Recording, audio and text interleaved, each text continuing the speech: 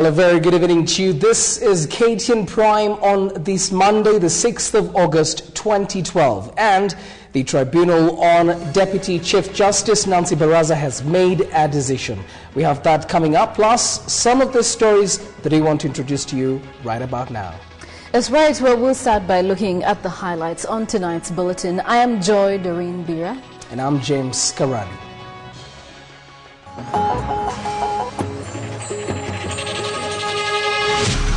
The Tribunal is satisfied that the conduct of the DCJ breached the provisions of Article 168. Remove her from office. Baraza Tribunal declares Kerubo 6 to press criminal charges. Government single source for BVR kits after day-long crisis meeting. New code launched to tame rogue medical practitioners. And finally, Ezekiel Kimbole bags gold for Kenya, and of course in style.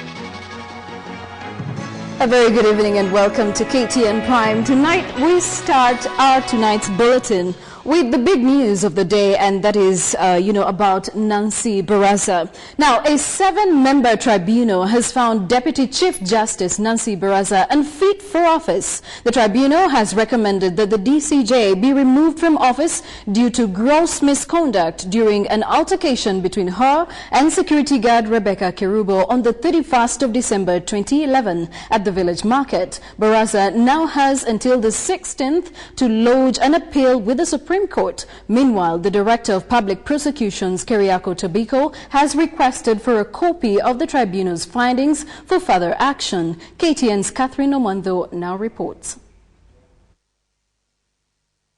13 months since Nancy Baraza was sworn in as Deputy Chief Justice, and a 7-member tribunal has rendered her unfit to hold office. That Lady Justice Nancy Makoha Baraza, the Deputy Chief Justice and the Vice President of the Supreme Court of Kenya, be removed from office. Baraza was facing 3 allegations, one of harassing Kerubo, threatening to shoot the security guard, and creating a disturbance at the village market on the evening of the 31st of December 2011. There is no doubt that there was an altercation between the DCJ and Kerubo. One of the issues that cost Baraza a victory was her lack of consistency in her statements, not to mention that of her bodyguard Omondi. We find Omondi to be an unabashed liar. He claimed that he went into the village market on that fateful day with a pistol on his body, and that he had to show his police identity card to Mahano. The latter denied there having been any person who passed through the security desk with a pistol on that day. Further, Baraza attempted to get Kerubo to change her statement.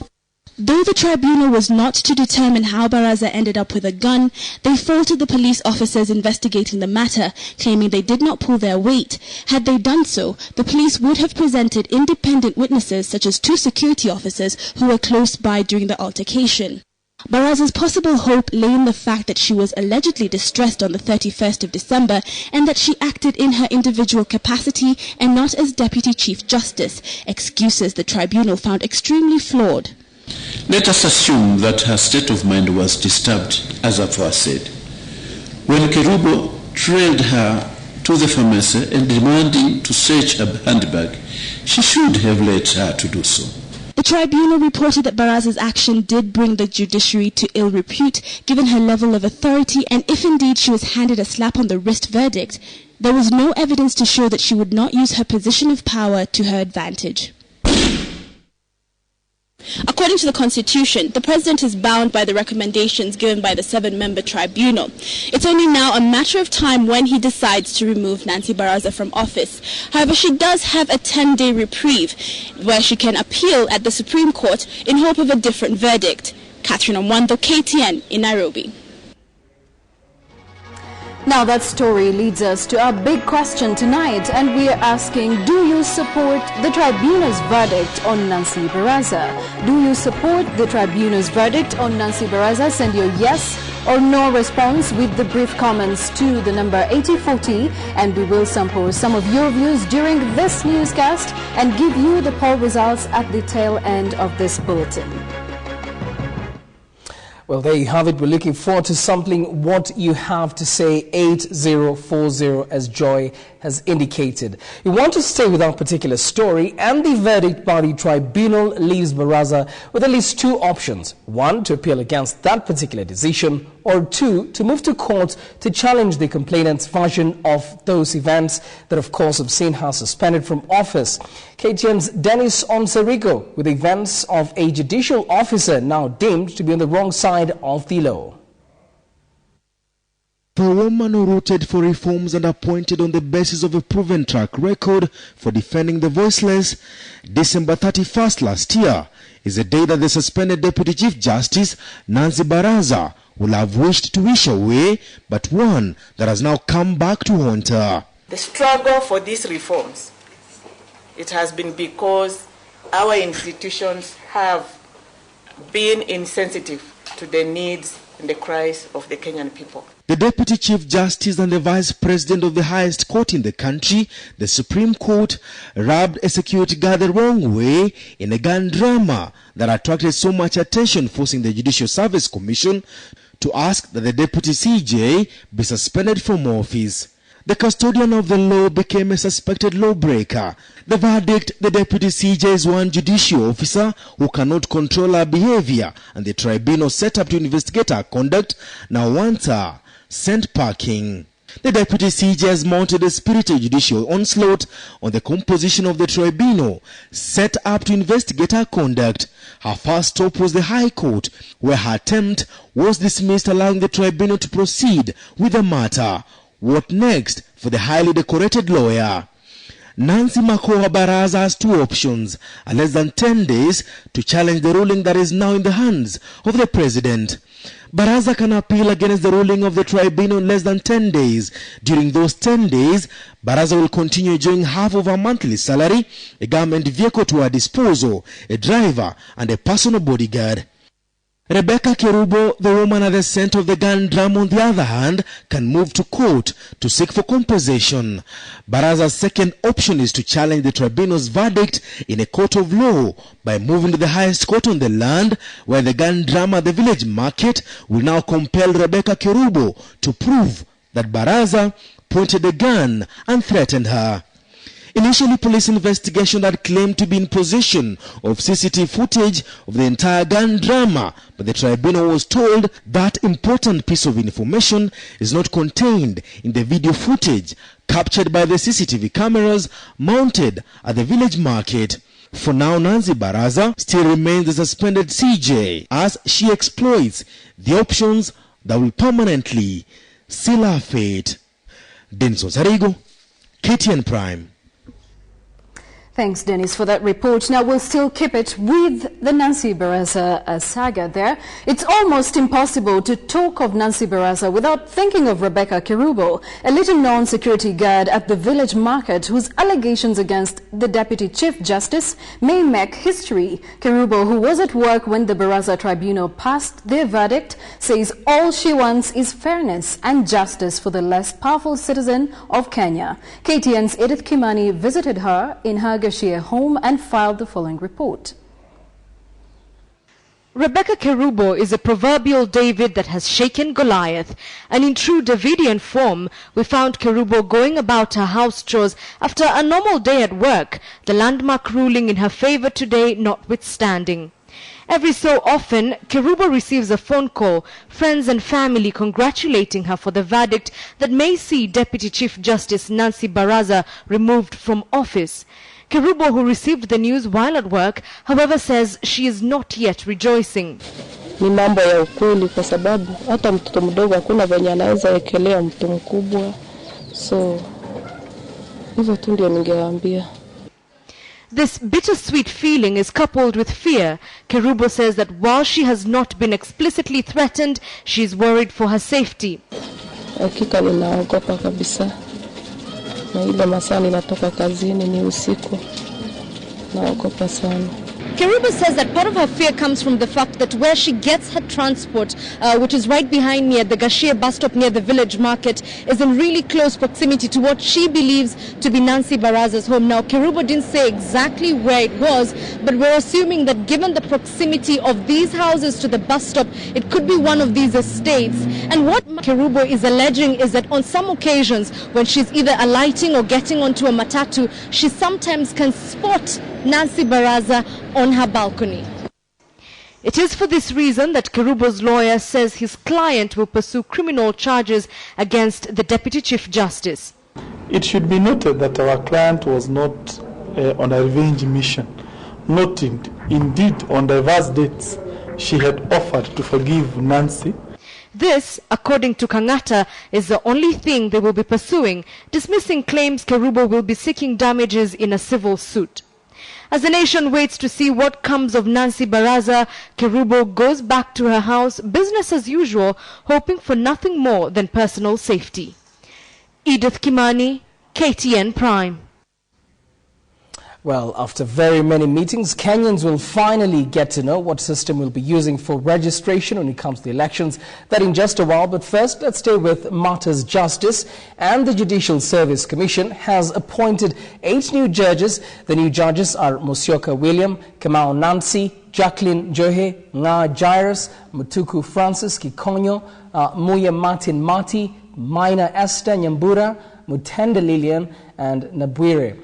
The last one is Grace Wangoi. Early this year, 8 posts for the position of judges of the High Court were declared vacant by the Judicial Service Commission and advertised after some of the serving judges were declared unfit to hold office. The Judicial Service Commission received 68 applications and shortlisted 28. Now let's go into that story I've promised you, and it's back to the biometric voter registration system. The government and the Independent Electoral and Boundaries Commission have struck a deal to resuscitate the BVR system in a direct tendering process.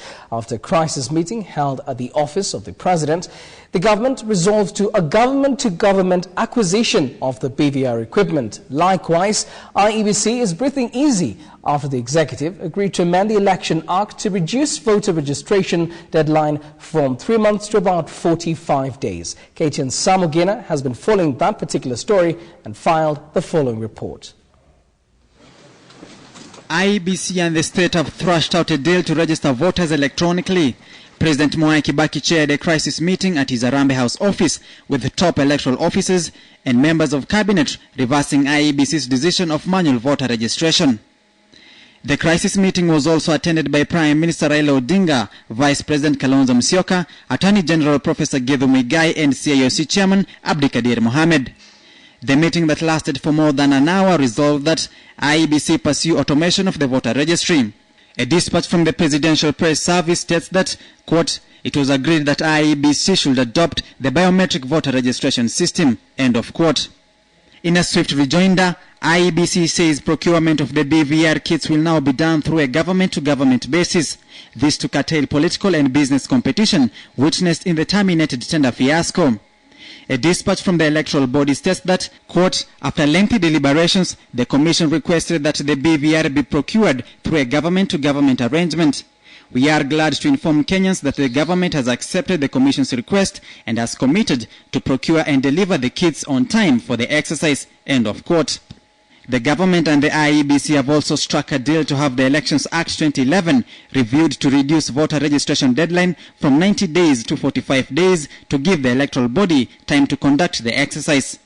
IEBC had indicated manual voter registration would begin immediately after September 17th by-elections in Kangema, Ndhiwa and Kajiado North constituencies. But with the new developments, it is unclear when the exercise will begin. Already reports indicate that either Germany or Canada are touted to be contracted to provide the 3.9 billion shillings BVR kits. But IEBC is critical that disqualified companies from the earlier cancelled tender should not be contracted for the job, lest it dents its credibility.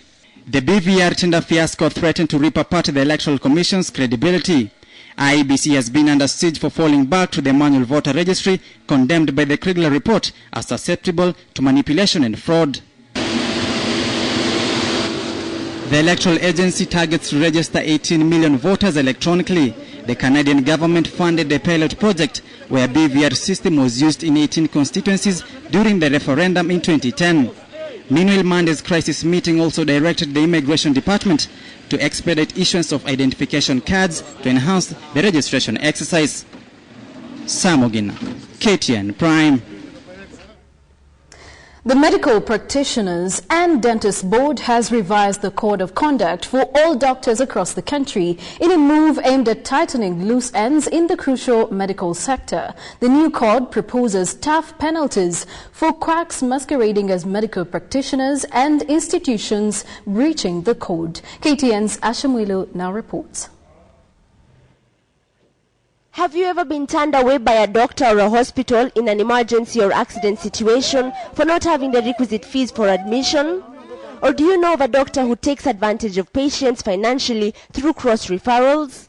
Well, under the revised Code of Professional Conduct, doctors and medical practitioners risk losing their licenses for 12 months if found guilty of breaching the code. The board has set mandatory fee guidelines which must be adhered to by all medical and dental practitioners.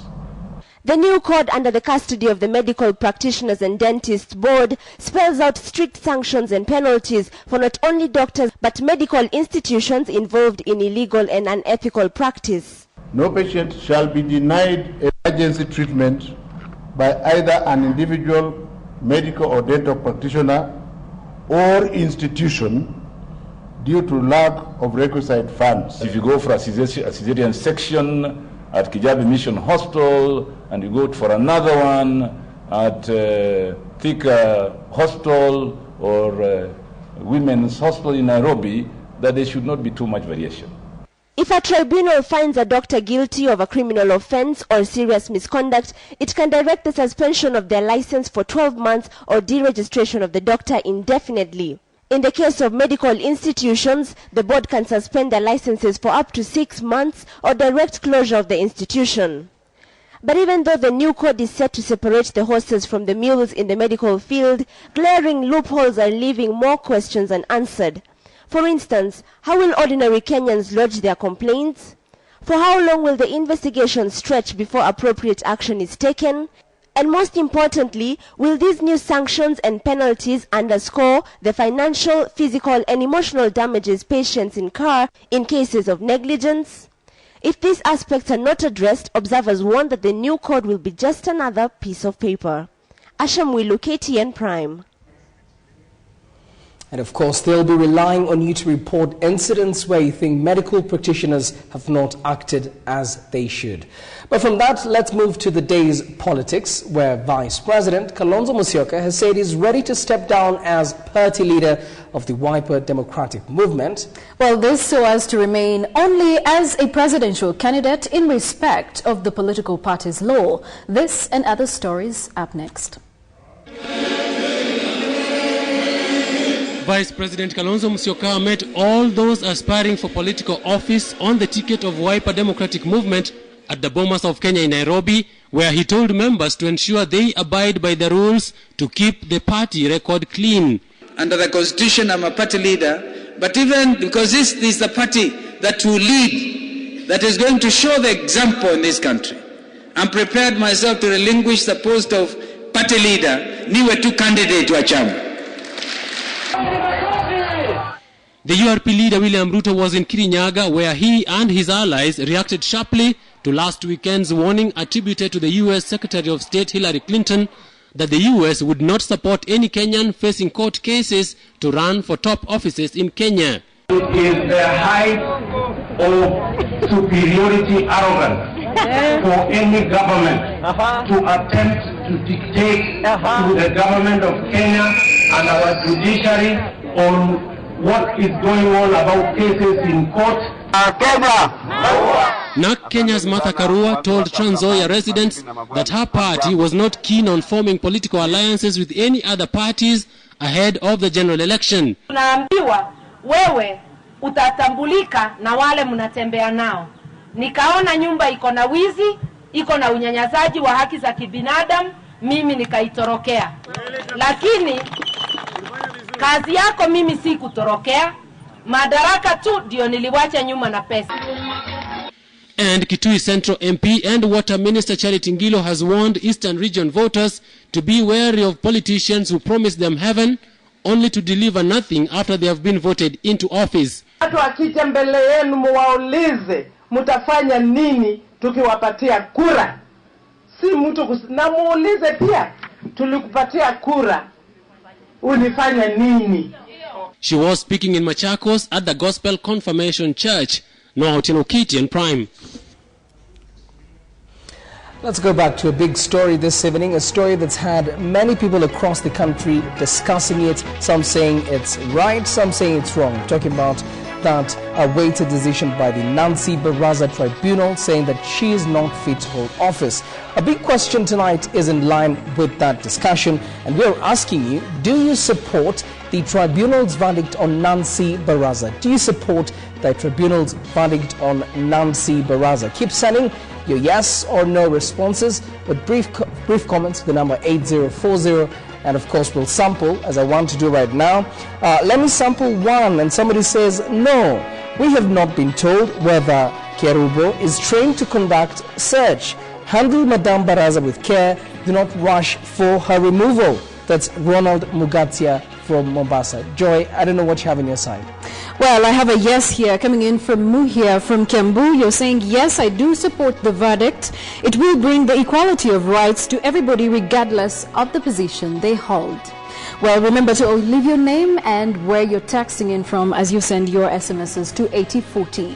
You're watching KTN Prime, and just ahead, the battle for Uasin Gishu governorship on Spotlight 2012.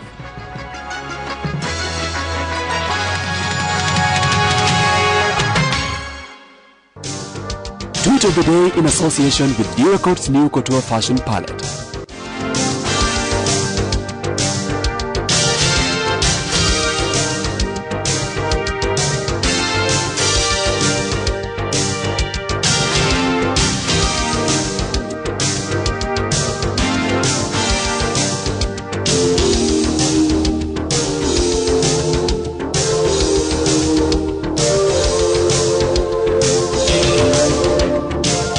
Leave it to the experts to give you more reasons to combine color.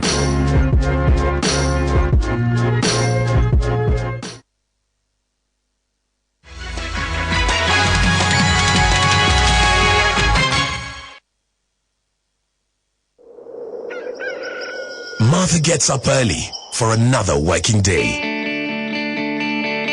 Na kama Tony, she has to make her way. Huko Kisumu, the nets are almost ready. Kazi kwenye lines is going real steady. Na huko Pwani, there's business to be done, both for Mama Amina and for John. Ingawaji wakati mwingine, things don't always work out the way we want them to. Tunajua just how hard it is to work in the dark of night. But the future's looking brighter, of that you can be sure. Popote ulipo nchini Kenya na chochote ufanyacho, you can be sure Kenya Power is there. Working hard, just like you. Kenyans supply the energy. We supply the power. Wanawake wengi barani Afrika wanaendelea kugundua sabuni ya Ariel. Jina langu ni Catherine Kendi Mwambia, nafanya kazi, mimi ni mlinda lango. Hii imejulikana ni kazi ya wanaume, ukiwa mama lazima utokeze. Kazi yangu naweza pata uchafu aina mbili. Inabaki inatoa rangi mbaya. Nikitumia hizo sabuni zingine najua itakuwa tu shida, lazima nisugue, lazima nifue. Niligundua siri. Ariel mpya hupenya ndani zaidi na kuondoa madoa sugu kwa mwosho mmoja. Mwosho mmoja tu. Mwenyewe ukiinua tumbo hivi unaangalia unaona kweli madoa zako zote, uchafu yako yote imeisha. Nikitokelezea hivyo ndio sema na notice. Hiyo usafi yangu yote na hiyo usaidizi yangu yote nimepata kwa Ariel. Haitakuwa ya bure. Na kama nitakufeka huju. Asante. Ariel, mng'aro wa ajabu kwa mwosho mmoja. African dishes in association with Golden Fry. Deep fried chicken. Ingredients: 8 chicken drumstick pieces, half a cup all-purpose flour, salt and black pepper to taste, 1 egg beaten, 1 cup breadcrumbs, golden fry oil for deep frying. Directions: boil the chicken pieces for about 20 minutes or until they float. While the chicken is boiling, prepare 3 bowls as follows: with flour, salt and black pepper, with the beaten egg, with the breadcrumbs. Once the chicken is ready, drain it, set aside to cool. Once cooled, roll the chicken pieces first in the flour mixture, then egg and finally the breadcrumbs. In a deep frying pan, heat the golden fry oil until hot. Then add the evenly coated chicken pieces to the already hot oil. Deep fry for 5 to 10 minutes or until golden brown. Serve hot with chips and coleslaw salad. Golden Fry. Fries more, lasts longer. From the city to the highway, from the off-road to the open road. The Nissan Hard Body Double Cab, also known as a Toti, is a one-ton pickup that has stood tall amongst its peers for sheer strength and outright durability. Their Toti can run for thousands of kilometers even on the toughest terrain with affordable maintenance bills. With its 2.5-liter common rail turbo engine, the Toti is African-built and tough vehicle.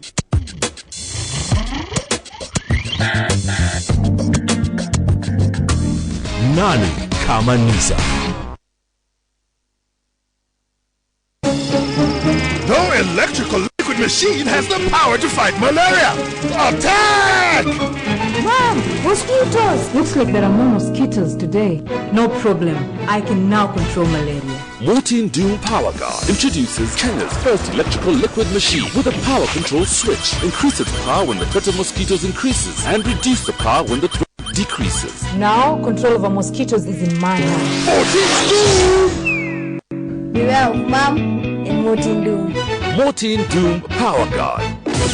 Now at a reduced price of only 299 shillings for a limited period. Get it today and save 100 shillings.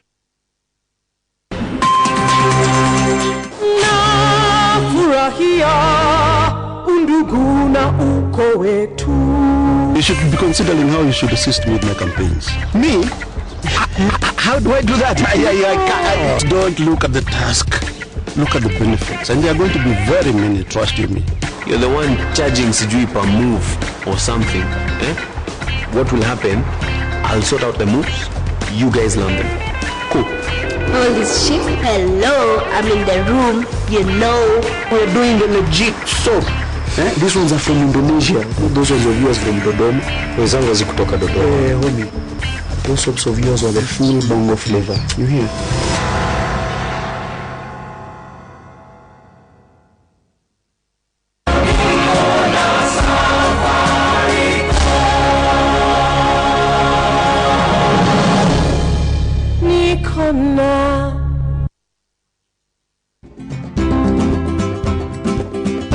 As Kenya continues to develop at the county level, you are more and more interested in the stories and issues that touch on your county. That's why the County Weekly is committed to giving you more of the facts you care about. Facts about your county, your stories, your issues, your county. County Weekly. It's new, it's fresh, it's relevant. Get your copy today.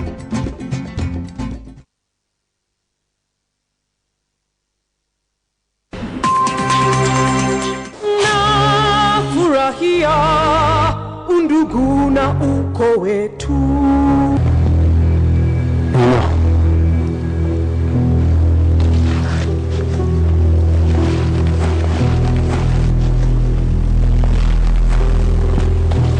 Josh was not the type to just sit around.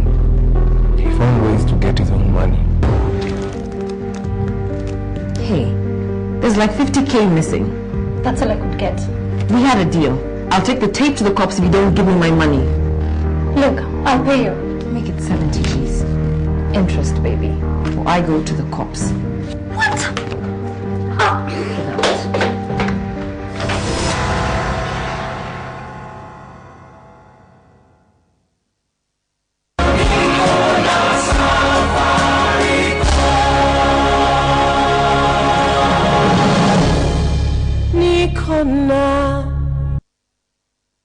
In this week's issue of My Health magazine, experts reveal what germs you could pick from dirty toilets and give advice on ways of maintaining a clean bathroom.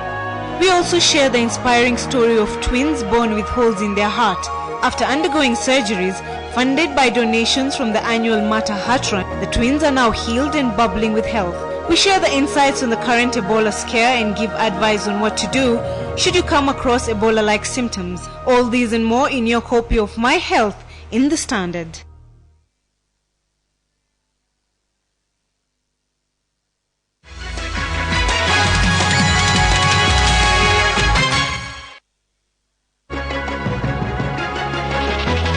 You're watching KTN Prime. And of course, we just want to turn our attention to other stories of the day, and this is a story that also had many people wondering just what happened. The murder of an envoy from Venezuela. And this is where the story is now. The first secretary of Venezuela's embassy to Kenya has denied murdering his acting ambassador, Olga Francesca.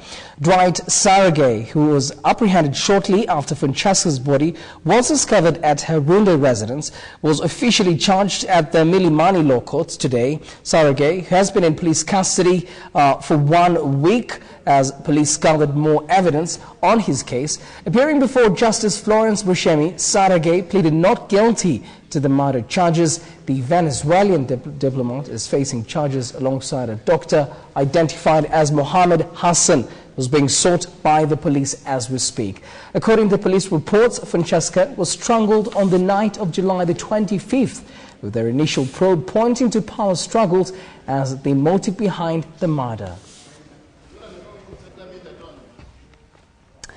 In this week's segment of Spotlight 2012, we take a look at the man and one courageous woman who wants to battle it out for the governorship of Uasin Gishu County. Here's Spotlight.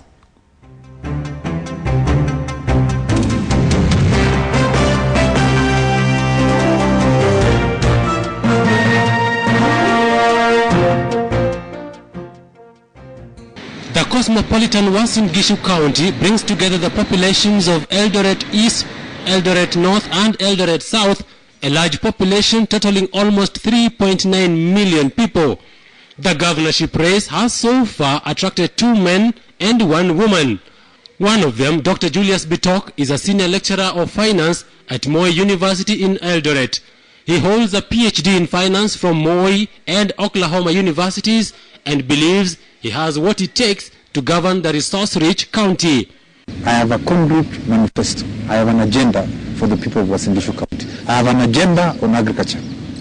I have an agenda on tourism. I have an agenda on infrastructure. I have an agenda on cohesion and integration.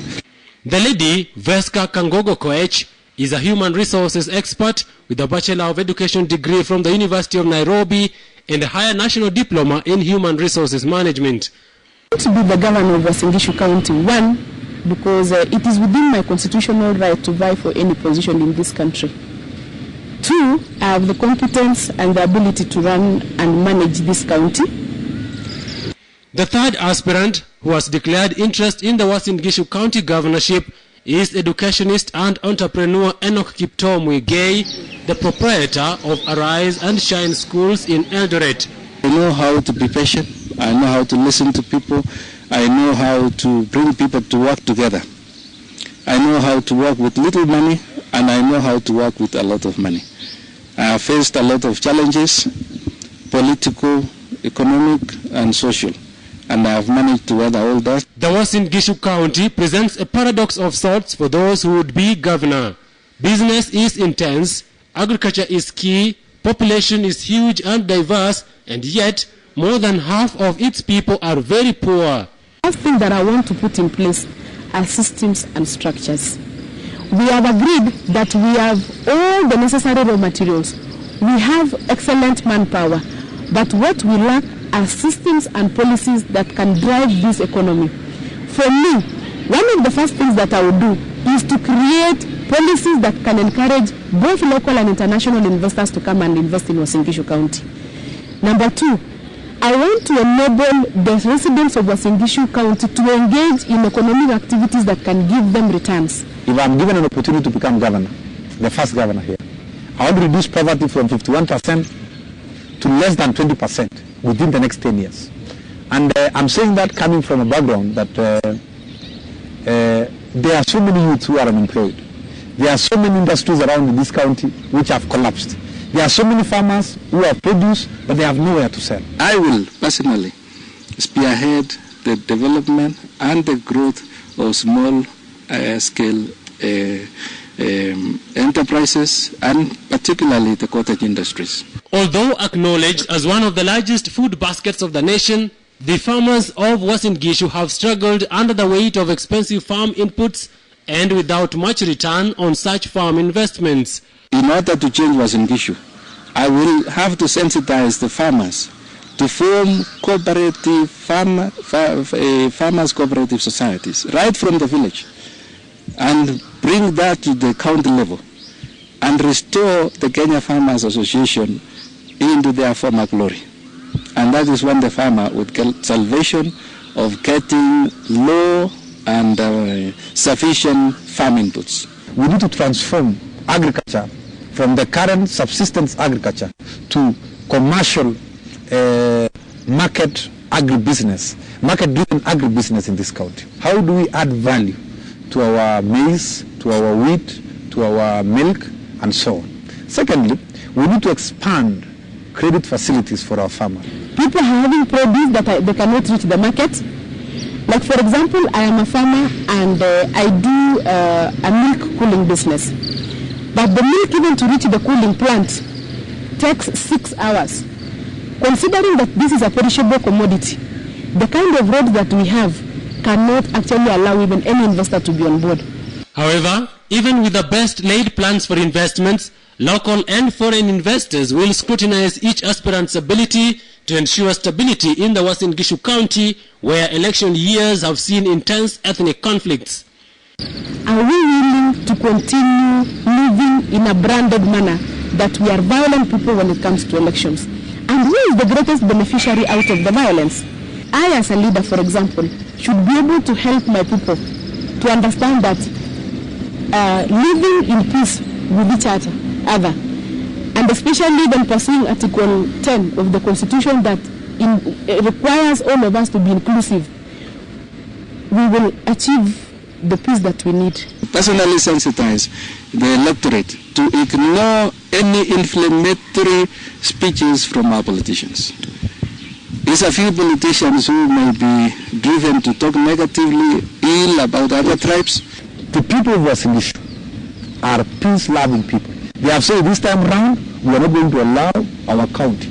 I'm saying that because we lost a lot of things during the last post-election violence. Being the backyard of the United Republican Party presidential aspirant William Ruto, it is expected that regional politics could be a challenge for the aspirants, most of whom come from the corporate and academic fields. The party of choice, the party of the people in Rift Valley is kusema na kutenda, URP. For now, I'm one of the people who are running for the governance position under the URP ticket. I have decided to fight for the position of governor using the ticket of UDF. More aspirants could enter the race for Uasin Gishu governorship as the clock ticks towards the general election. Now, Tino KTN for Spotlight 2012.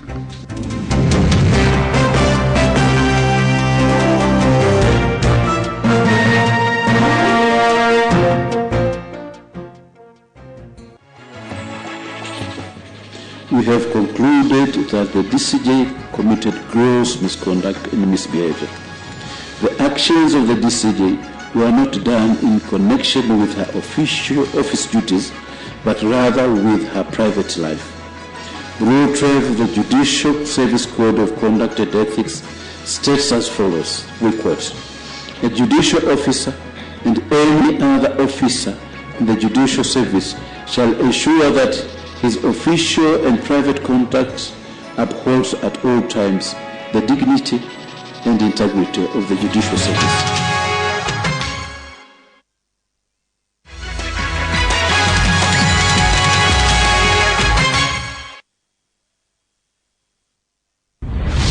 Last year, it set Nairobi on fire. This year, it will take you to the stars. The Kids Festival, 11th August, starting 8 a.m. with entertainment from Nameless, Mad Tracks, Emikos Gate, Susanna Owio, Unasi, and Jimmy Gate. All this fun and games and lots of giveaways. Churchill, MC Jesse, Eric Omondi, Ayeya, and Zangalewa will tickle you all day long. Parents, Zuku will connect you to an amazing world of entertainment. Get your tickets now at Pizza Inn, Carnivore, and Naivas at 200 bob for parents and 300 for kids. Kids Festival, sponsored by Zuku, Blue Band, Kenya National Library Services, Naivas, Chase Bank, and Laugh Industries.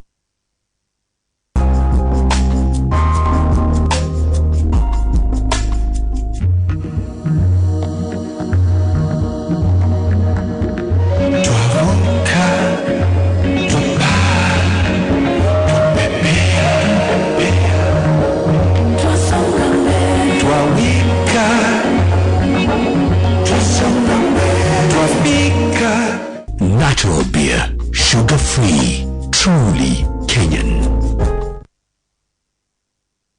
Wanawake wengi barani Afrika wanaendelea kugundua sabuni ya Ariel. Majina naitwa Masi Kagweria Geshuru. Kuna kazi ya mkahawa. Kwa kweli usafi ni kitu ya maana katika biashara yote. Bila usafi upati wateja. Ukipata uchafu hauko sawa. Hizo sabuni zingine hapana. Experience ya kufua ilikuwa kazi ngumu. Unaosha nguo, sabuni ya Ariel ikatokea. Kwa kweli sijabadilisha kutumia hiyo sabuni. Ariel pia hupenya ndani zaidi na kuondoa madoa sugu kwa mwosho mmoja. Kwa mwosho mmoja hiyo nguo itakuwa imekuwa safi. Kwa kweli nikivaa zile nguo kila mtu anaridhika.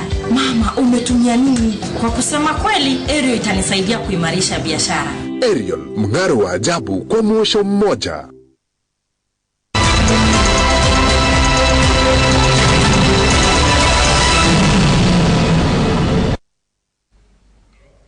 Welcome back. Time for the business and a bit of good news, if depending on which side you look at it. And Fitch Ratings have affirmed Kenya's B+ rating in its latest economic outlook of the country. With a stable assessment, the agency says Kenya's economic prospects remain favorable, with a possible 5% economic growth in 2012. KTN's Philip Ketan with those details. Kenya's economic outlook has continued to be on a swing over the last 7 months. However, government and independent analysts have all been in agreement on the marked improvement that has been registered over the time.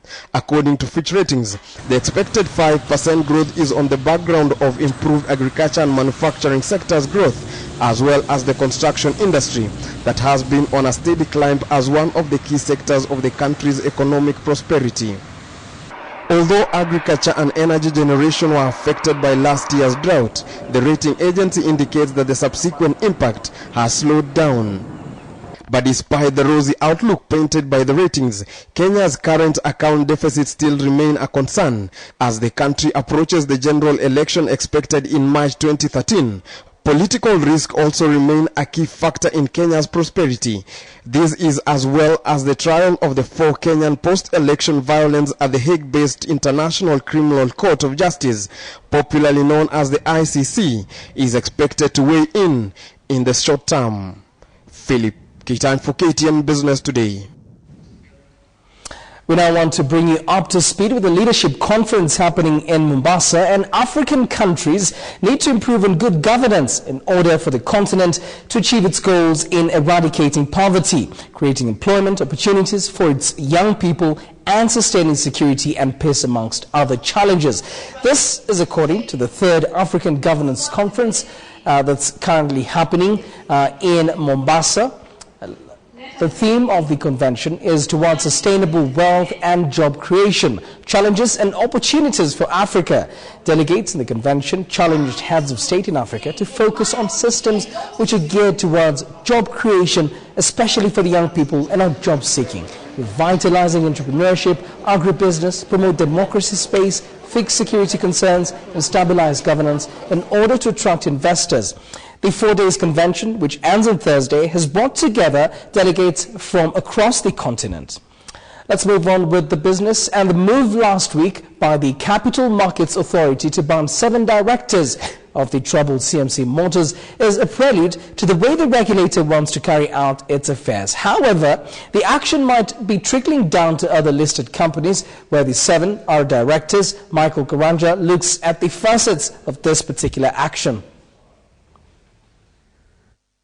The move last week by the Capital Markets Authority to ban 7 individuals from sitting on the board of any listed company is bound to have far-reaching effects.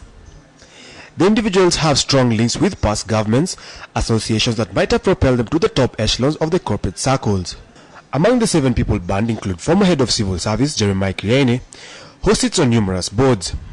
With the ban, Mr. Kirene is expected to stand down from the boards of directorship in at least 6 listed companies, including EABL, CFC Stanbic Holdings, CFC Stanbic Bank, Unga Group and CFC Insurance. Richard Kimoli is the current chairman of Unga Group and Bamburi Cement and serves as a director at Kakuzi, where he is now expected to step down. Former Attorney General Charles Njonjo has in the past sat on the boards of CFC Insurance Holdings, where he resigned as a director early this year. The 3 men are immensely wealthy, with business interests spanning different sectors, and are believed to wield strong influence on the boards they sit on. However, their domineering boardroom presence in listed companies is expected to dwindle as the regulator cracks a whip, introducing stringent requirements for directors seeking nomination on the boards of listed companies. Michael Karanja, KTN Business Today. Let's take a look at agricultural matters. And listed sugar miller Mumias is keen on developing its interest in the Busia sugar belt. This according to MD Peter Kibati. The miller is working on plans to set up a factory in the Busia zone. This comes at a time when 3 other farms have also expressed interest in setting shop in the same area. KTN's Zawadi Mudibo with those details. The Busia Sugar Belt has continued to attract potential investors since the collapse of Busia Sugar Factory decades ago. Just recently, industry regulator Kenya Sugar Board was said to have recommended Africa Polysex and Share Investment to construct the Busia Sugar Mill, locking out West Kenya for allegations that the firm intended to install an old milling machine. But now Mumia Sugar, which commands about 20,000 hectares of cane in the area, has something up its sleeves. We're looking at putting up a factory within that zone, which can complement what we already have in Mumias. The firm's investment in Busia is about 540 million Kenya shillings so far, a clear pointer of the business interests it has in the area. Kibati says Mumia Sugar is the best candidate for a cane milling factory in Busia, urging competition to develop cane fast before seeking a license to set foot. Some of our competitors who are purporting that they want to set up factories, they have not developed even a single hectare of cane. So I think it needs to go hand in hand with actually investing in cane development. If it makes good its proposal for a second factory in the area, the listed miller will have added advantage over newcomers since it has already developed a rapport with the sugarcane farming community in Busia. Reporting for KTN Business Today, I'm Zawadi Mudibo. Well, finally, a look at other business stories that also made headlines where Nakumatt Supermarkets has ventured into cinema business as Jubilee celebrates its 75th anniversary in the region. Take a look at those stories. Retail chain Holdings Nakumatt has opened a cinema hall at its Westgate Mall in Nairobi. Through its subsidiary Planet Media, the chain store says the venture into cinema is part of its strategic diversification that has so far seen it invest over 80 million shillings in Planet Media. Elsewhere, CFC Insurance, through its subsidiary, has launched a motor vehicle cover exclusive for heavy commercial vehicles.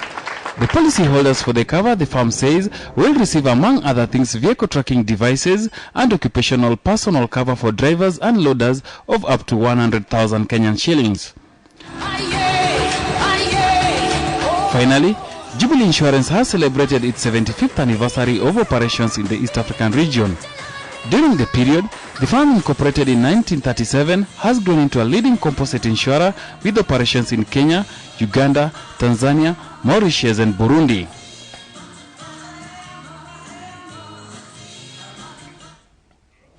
Well, very quickly, let's take a look at the financial markets review, where it's a mixture of all the good things that probably analysts would want to see.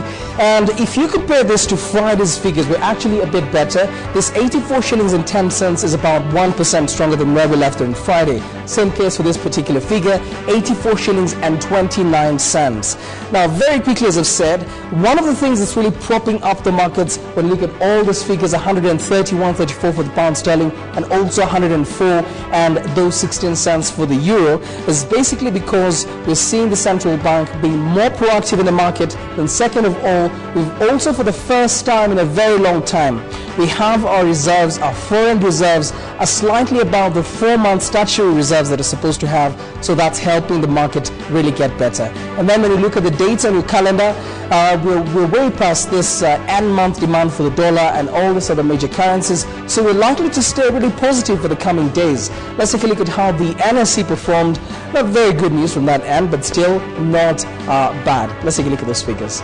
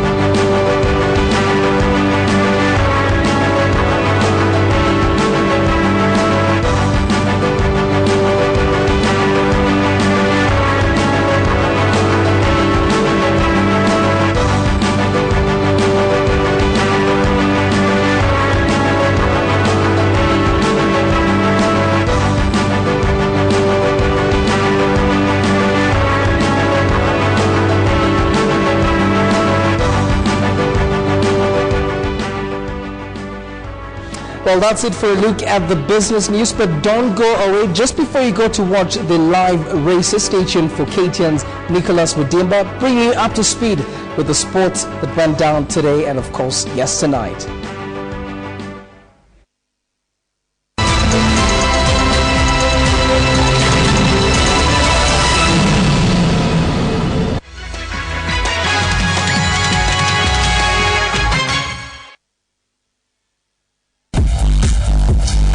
Gold Rush in association with Kenya's migration to digital television. No fuss, lots of hard work, and this is the result. The female athlete of the year is Sally Pearson. Australian hurdler Pearson had a breakthrough season in 2011, the year her profile finally caught up with her ability. Sally's away well, she's in the lead up, she's over the first hurdle.